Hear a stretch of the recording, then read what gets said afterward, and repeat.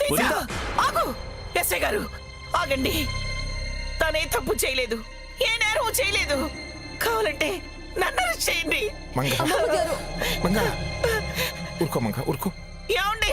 తను నిన్ను చూడాలండి. సీత ఈ పని చెయ్యదు అని మనకందరికీ తెలుసు. కానీ ఆధారాలను బట్టి సీతయ్య హత్య చేసినట్టుగా కనిపిస్తుంది. సీతయ్య నింద తన మీద వేసుకుంది అని అంటే ఖచ్చితంగా దానికి ఏదో బలమైన కారణం ఉండే ఉంటుంది. ఆ కారణం ఏమిటో, అసలు హంతకులు ఎవరో తప్పకుండా తెలుసుకుందాం. కోర్టులోనే తేల్చుకుందాం. మన సీతను మనం రక్షించుకుందాం. ఎస్ఐ గారు, మీ డ్యూటీ మీరు చేయండి. ఊరుకోమంగా. సీత, సీత,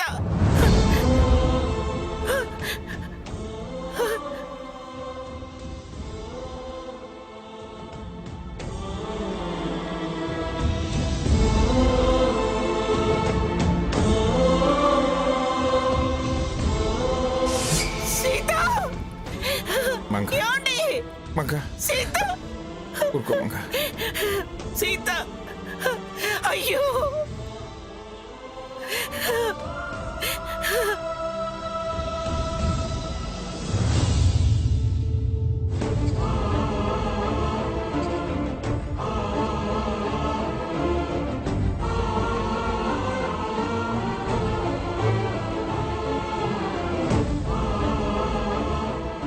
సీత, ఏం చేస్తున్నావు? నీకు అర్థం అవుతుందా?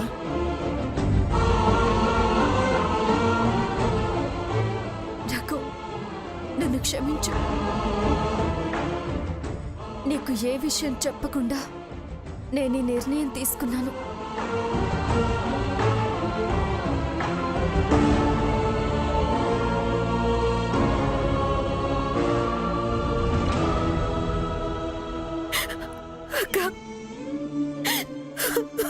స్వర్ణ, ఎప్పుడు ఈ అక్క నీకు అన్యాయం చేయదు.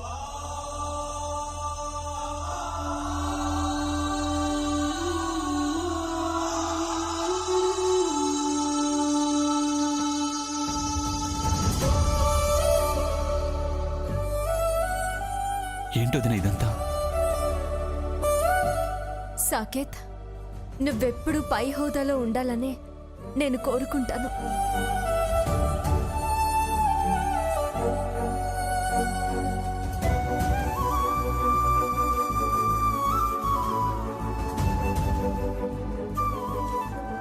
అమ్మా సీత, ఏమిటిది? ఈ చేతులతో నా కన్నీళ్లు తుడిచిన దానివి, ఈ చేతులతో నాకు గుండె ధైర్యాన్ని ఇచ్చిన దానివి. కూతుర్లా కాకుండా కొడుకులా బరువు బాధ్యతలు మోసిన ఈ చేతులు ఓ మనిషి ప్రాణం తీసాయి అంటే నమ్మలేకపోతున్నానమ్మా. నేను నమ్మలేకపోతున్నాను. నమ్మాలి నాన్న, నమ్మక తప్పదు. అమ్మ Sita,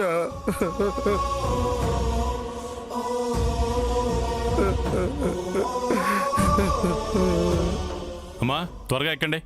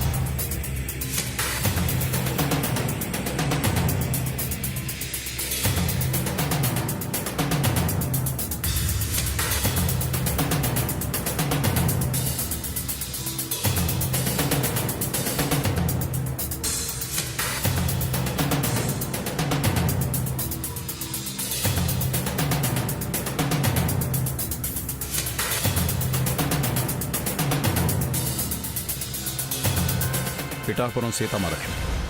Pithapuram Sitamahalakshmi, Pithapuram Sitamahalakshmi, Pithapuram Sitamahalakshmi.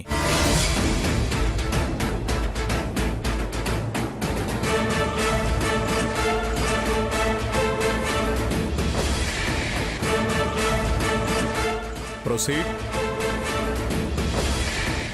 Yes your honour.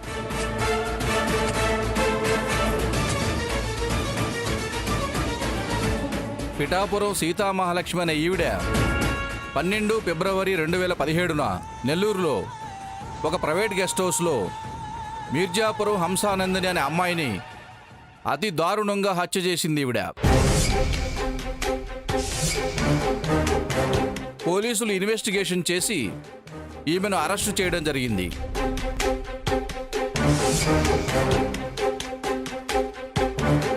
పైగా తనే నేరం చేశానని ఈవిడ అంగీకరించిన పిదప హత్యకు గల కారణాలు తదితర విచారణకు శ్రీమతి పిఠాపురం సీతామహాలక్ష్మి గారిని పోలీస్ కస్టడీకి అనుమతించవలసిందిగా ప్రార్థన. హంసానందిని అనే అమ్మాయిని నువ్వే హత్య చేశానని అంగీకరిస్తున్నావా? మౌనంగా నిలబడితే సరిపోదు, సమాధానం చెప్పు. అవును, నేనే హత్య చేశాను జడ్జి గారు. నేరం తనకు తానుగా అంగీకరించినా తదుపరి విచారణ నిమిత్తం ప్రస్తుతం 14 రోజులు పోలీస్ కస్టడీకి అంగీకరించడమైనది. తనని 14 రోజులు పోలీస్ కస్టడీలో ఉంచవలసిందిగా పోలీసు వారిని కోరుతున్నాం.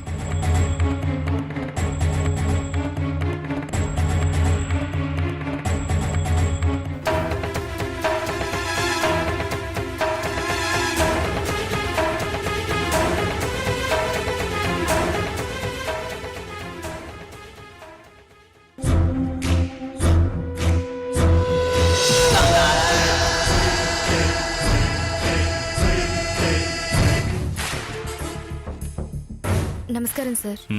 కూర్చోమ్మా. ఈ అమ్మాయి వివరాలన్నీ రికార్డులో రాయండి. ఆమెతో సంతకం తీసుకోండి. అలాగే సార్.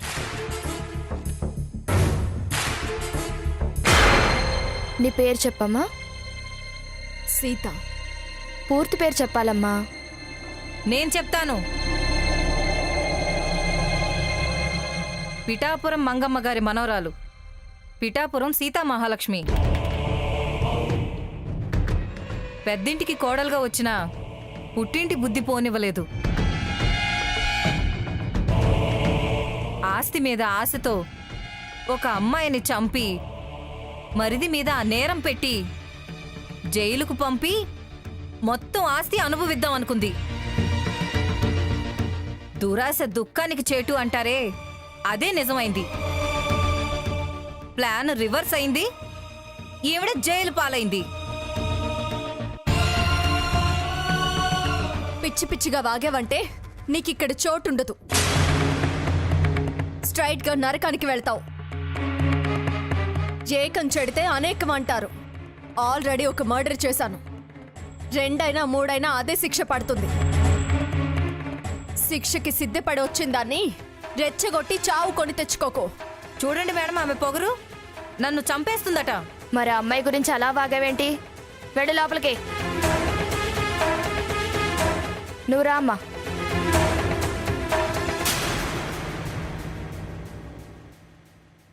దాంతో నీకెందుకమ్మా? నువ్వు చెప్పు, నీ పేరేంటి? నా పేరు సీత. పిఠాపురం సీతామహాలక్ష్మి. మా అమ్మమ్మ గారి పేరు పిఠాపురం మంగమ్మ గారు. తాతయ్య గారి పేరు జగన్నాథం. ఓకేనమ్మా. హస్బెండ్ పేరు రఘురామ్. నీ ఒంటి మీద ఉన్న వస్తువులన్నీ తీసివ్వమ్మా.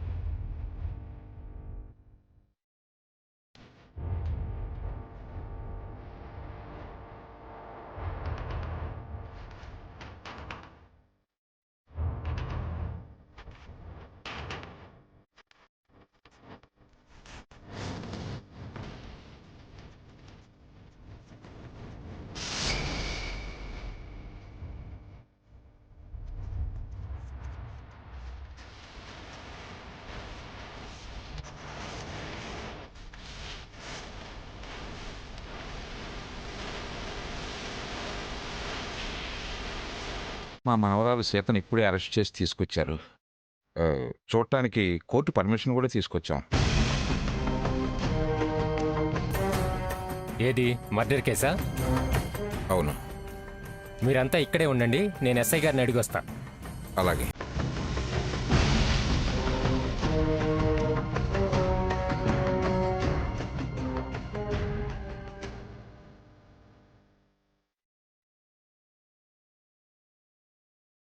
మేడం, సీతను కలవటానికి వాళ్ళ ఫ్యామిలీ మెంబర్స్ వచ్చారు.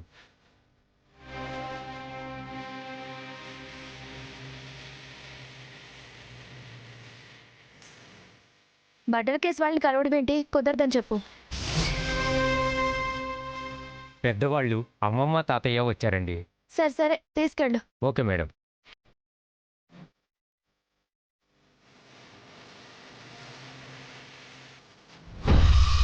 సీత, నిన్ను కలవటానికి మీ అమ్మమ్మ గారు తాతయ్య గారు వచ్చారు. నేనెవరిని కలవదలుచుకోలేదు. ఎవరొచ్చినా కలవడం నాకు ఇష్టం లేదు. మా అమ్మ నాన్న వచ్చినా సరే కలవనంటుంది అని చెప్పండి.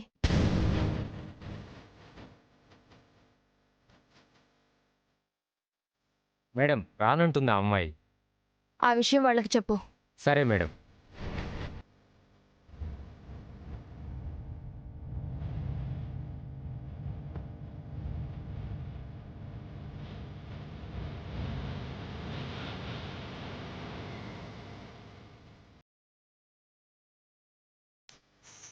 సీత ఎవరిని కలవనంటుంది. అమ్మమ్మ తాతయ్య వచ్చారని చెప్పండి. అమ్మా నాన్న వచ్చినా కలవరట. ఎందుకు? మనం ఏం పాపం చేశామని మనల్ని కలవనంటుందండి? తనని అలా చూసి మనం బాధపడతామని కావచ్చమ్మమ్మా. సార్, నేను తన భర్తని. ఒకసారి కలిసి వెళ్తానని చెప్పండి సార్. Please sir. సరే, వెళ్ళి చెప్పొస్తాను. Thank you sir.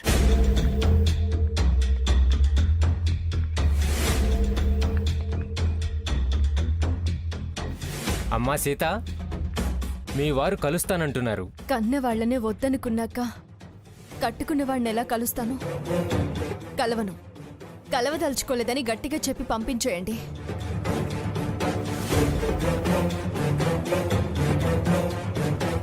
సార్, ఏమైంది సార్? తను చాలా ఖచ్చితంగా ఉందండి. ఎవరిని కలవనంటుంది. నన్ను కూడా కలవనందా? మీ గురించేగా నేను వెళ్ళి చెప్పింది. ఆత్మాభిమానం గల పిల్ల, పైగా తన పరిస్థితిలో ఉండి కూడా మా గురించే ఆలోచిస్తున్నట్టుంది.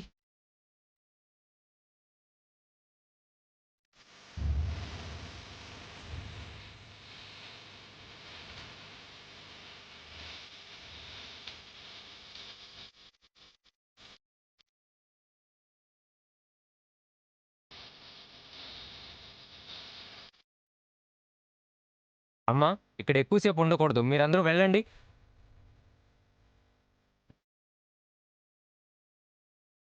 అంతా మన కర్మ. కనీసం ఓదార్పు మాట కూడా చెప్పలేని పరిస్థితి.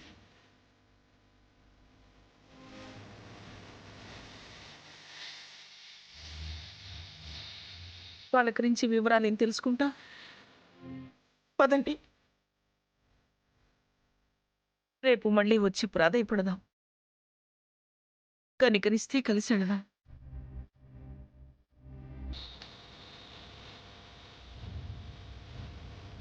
మీరు వెళ్ళండి తాతయ్య.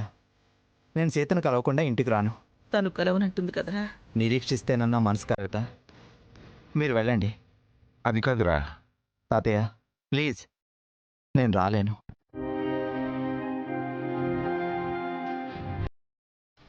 పదండి, రేపు ఆ దేవుడితోనైనా మొరపెట్టుకుందాం. దాన్ని ఎలాగైనా ఈ పరిస్థితి నుంచి బయటపడేయమని వేడుకుందాం. అంతకన్నా మనం చేయగలిగింది ఏమీ లేదు.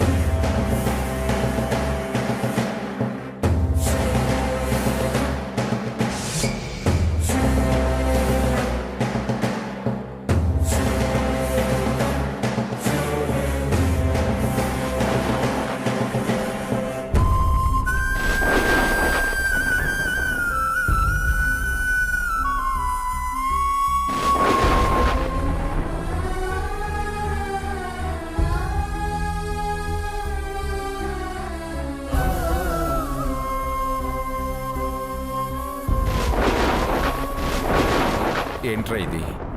నువ్వు ఇలా వర్షంలో ఎంతసేపు తెలిస్తే మాత్రం తనకు ఎలా తెలుస్తుంది? ఇద్దరికిద్దరు మొండితనానికి పోతే ఎలా? వర్షం నీళ్ళల్లో తడిస్తే సమస్య పరిష్కారం అవుతుందంట్రా. రేపటికి తనే కాస్త మెత్తబడుతుందిరా. నువ్వు ఇలా వర్షంలో తడుస్తున్నావన్న విషయం తెలిస్తే తను కన్నీళ్లతో తడిసిపోతుందిరా. రారా, ఇంటికి వెళదాంరా. నేను రాలేను తాతయ్య. తను ఇక్కడ వదిలి నేను రాను. రేయ్, నా మాట వినరా. క్షమించు తాతయ్య. ప్లీజ్ తాతయ్య, నువ్వు వెళ్ళు. ఇది మా భార్యాభర్తల సమస్య. కలిసి నిజం తెలుసుకుందే నేను రాను. రేయ్, మీ సమస్య అయినంత మాత్రాన వదిలేసి వెళ్ళగలంటారా నేను? ఇది మీ సమస్య కాదురా, మన సమస్య. మీరేమన్నా పరాయి వాళ్ళంటారా? తాతయ్య, నీకు దండం పెడతాను. ప్లీజ్ వెళ్ళు. వెళ్ళి నాన్నమ్మకు ధైర్యం చెప్పు. నేను సీతతోనే తిరిగి వస్తానని చెప్పు. వెళ్ళు తాతయ్య. అది కాదురా. రేయ్, నా మాట వినరా. ప్లీజ్ తాతయ్య, వెళ్ళు. రేయ్, నా మాట వినరా. వెళ్ళు తాతయ్య, వెళ్ళు. వెళ్ళు తాతయ్య, వెళ్ళు తాతయ్య.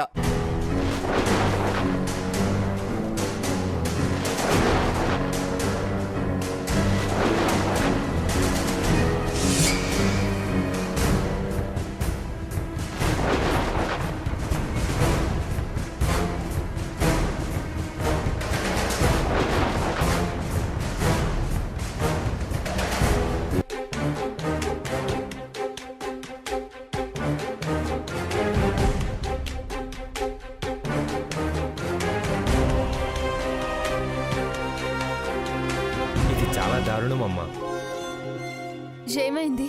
పోతే పోయిందిలే అని తన దారి తను చూసుకునే ఈ రోజుల్లో భార్యను ఇంతలా ప్రేమించే భర్తను అంతలా కష్టపెట్టడం ఏం బాలేదమ్మా.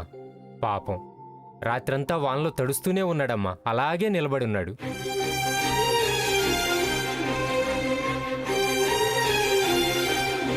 వాళ్ళ తాతగారు వచ్చి పిలిచినా రానన్నాడమ్మా. ఒక్కసారి మాట్లాడొచ్చు కదమ్మా, అతను వెళ్తాడు. నేను కలవలేను. ఆయన మొహంలోని బాధని చూసి నేను తట్టుకోలేను. అతను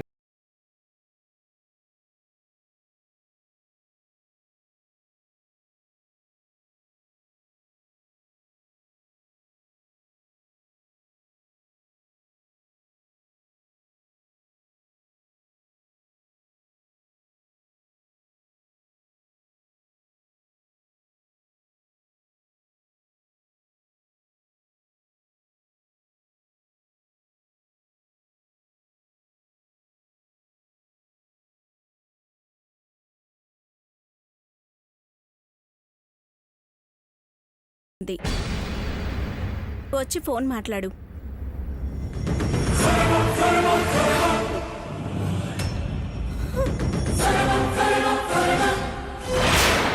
హలో స్వర్ణ.